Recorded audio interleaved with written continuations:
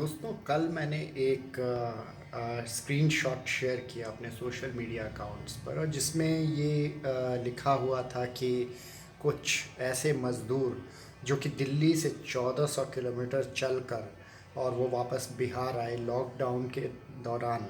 उन्होंने कहा है कि उनका वोट इस बार मोदी के नाम पे जाएगा। और उसकी जो प्रतिक्रिया थी वो बहुत ही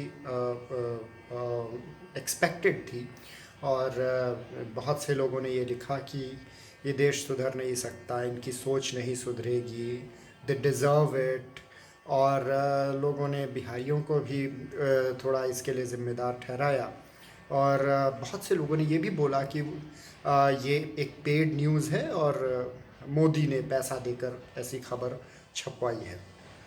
मैं सोच रहा था कि क्या कारण हो सकता है कि हमारा जो मज़दूर है वो ये सब झेलने के बावजूद वो मोदी को वोट देने की बात कर रहा है। अगर आप उस आर्टिकल को डिटेल में पढ़ें नीचे, तो वो कहीं ऐसा नहीं कह रहा है कि मोदी ने धर्म के नाम पे कुछ बहुत बड़ा कर दिया हो या फिर कुछ ऐसा राष्ट्रवाद वाली फीलिंग लेकर आया हो। उसने कहा कि उसमें जो मज़दूरों के बयान थे उसमें ज़्यादातर यही कह रहे थे कि मोदी जी ने शौचालयों के लिए, गैस के लिए आदि ये पैसे का प्रबंध किया है, लेकिन जो भ्रष्टाचार है, अफसरशाही, उसकी वजह से वो उन तक पहुंच नहीं पाया है। लेकिन फिर भी हमारे पास कोई ऑप्शन नहीं है और इसलिए हम मोदी को ही वोट करेंगे। बहुत से मज़दूर ऐसे हैं जो इस वक्त बिहार में आए थे, लेकिन वो तकरीबन 30 लाख माइग्रेंट वर्कर्स थे जो बिहार में आए थे और उनमें से बहुत सारे अब काम की तलाश में वापस दिल्ली, सूरत, मुंबई, पंजाब जा चुके हैं। तो ये जो कारण है, ये कारण कहीं से भी धर्मांधता या फिर फर्जी राष्ट्रवाद से जुड़ा हुआ नहीं है। और जो लोग इन मज़दूरों का मजाक उड़ा रहे हैं, उन लोगों को ये सोचना चाहिए कि उसने ऐसा क्यों कहा मज़दूरों ने कि उनके पास ऑप्शन नहीं है। देखिए वहाँ पर बिहार में विपक्ष तो है, विपक्ष बड़ी संख्या में है। यदि एनडीए के पास लगभग 125 सीटें हैं जो कि शासन कर रही है, तो यूपीए या बाकी जो विपक्ष है उसके पास भी 100 सीटें हैं, मात्र 25 सीटें कम हैं। और उसमें राष्ट्रीय जनता दल के पास करीब 73 सीटें हैं, कांग्रेस के पास लगभग 23 सीटें हैं, बाकी छुटपुट दल हैं और भी। तो मैं ये जानना चाहूँगा कि यदि मान लीजिए वहाँ का व्यक्ति दुखी है, तो उस आदमी को आपने ऐसा क्या किया कि वो आपको वोट दे दे? क्या वो महज इसलिए वोट दे दे क्योंकि मोदी ने बहुत अच्छा काम नहीं किया या उसको पैदल चल के वापस आना पड़ा, सिर्फ इसलिए वो आपको वोट दे दे?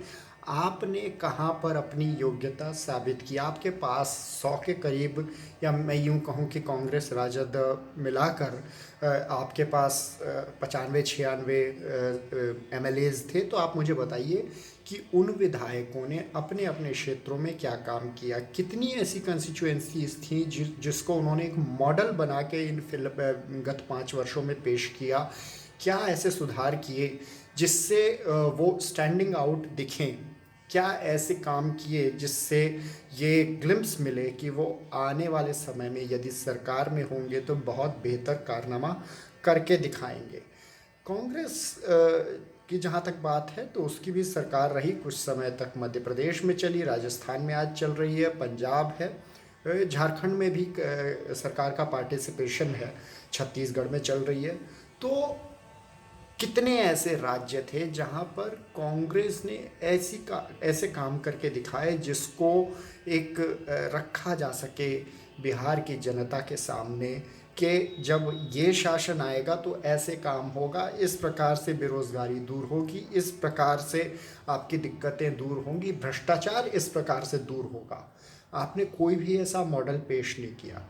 जहाँ तक तेजस्वी यादव की बात करें, तो तेजस्वी यादव को ऐसा नहीं कह सकते कि किसी भी तरह का राजनीतिक अनुभव नहीं है। वो लंबे समय से सक्रिय राजनीति में हैं, चुन के भी आते रहे हैं, डिप्टी चीफ मिनिस्टर भी रहे, लेकिन उन्होंने भी ऐसा कौन सा काम किया? देखिए, विपक्ष जैसे आम तौर पर होता है, पिछले 6 महीनों में सक्रिय हुआ है।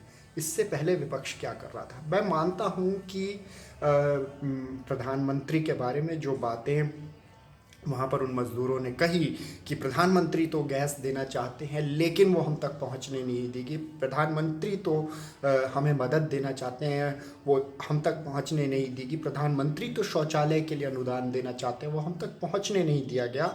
तो अगर मज़दूर ऐसा कह रहा है तो इन दलों ने क्या कार्रवाई की, अपने तरफ से क्या किया उस भ्रष्टाचार को उस इलाके में उजागर करने के लिए? क्या ये उनकी ड्यूटी नहीं बनती थी? क्या ये उनकी ड्यूटी नहीं बनती थी कि ये आदमियों को, जो वोटर है उस इलाके का, बिहार का, उसको एजुकेट करें कि ये जो गैस देने वाली योजना है उसमें क्या झोल है, या शौचालयों में कहाँ भ्रष्टाचार हो रहा है? यदि आपने अपनी ड्यूटी नहीं निभाई तो आप कैसे एक्सपेक्ट कर सकते हैं कि आपको वो जो 15 साल पुराना रिकॉर्ड है उसके बेसिस पर आपको बाय डिफ़ॉल्ट जनता मतदान कर देगी? आप ये बताएं कि आप कुछ काम करना नहीं चाहते हैं और आप फिर उसके बाद मोदी को गाली देना चाहते हैं।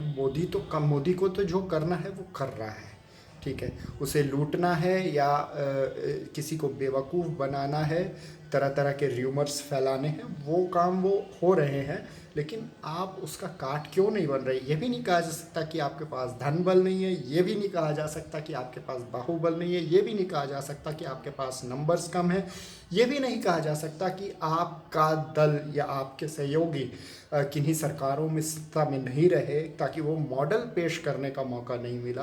तो ये इसमें एक जो बेचारा मज़दूर है, जो कम पढ़ा लिखा आदमी है या गरीब आदमी है, उसको इस बात के लिए लांछित करना कि वो भक्त है और बेवकूफ़ है, वो कभी नहीं समझेगा, मेरे ख्याल से ये गलत है।